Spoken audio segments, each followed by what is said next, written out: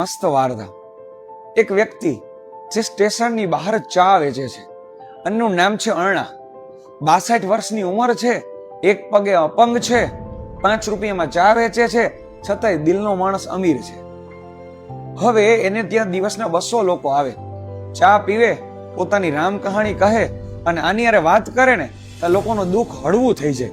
આનો સ્વભાવ એવો. હવે એક દિવસ એક એન્જિનિયર એ ત્યાં આવ્યો, સૂટ બૂટમાં હતો. જાણે એવું લાગતું હતું કે આખી રાત રડ્યો હોય ને આંખ સોજી ગઈ હોય ને એવું. એને કીધું કે અરણા એક કટિંગ આપો.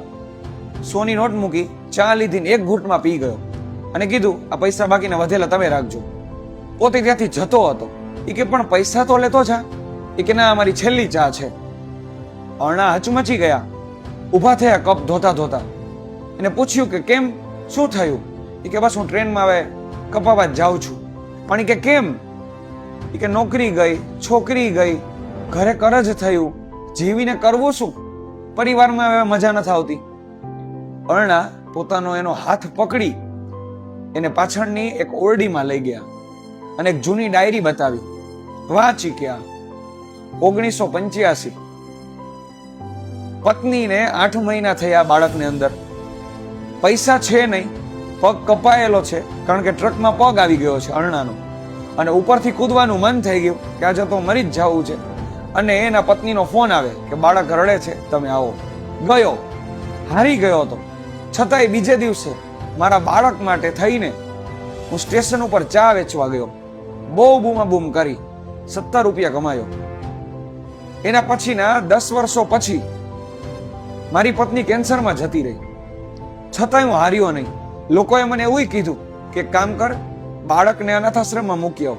મેં એને કીધું મારો પગ ગયો, મારા દીકરાનું બાળપણ નહીં જવા દો. એને ભણાવ્યો, ગણાવ્યો, એન્જિનિયર બનાવ્યો. અત્યારે અમેરિકા છે. એ મને એમ કે છે કે પપ્પા તમે આવી જાઓ. હું એને કહું કે હું ત્યાં આવું તો 200 લોકોનું દુઃખ કોણ સાંભળશે?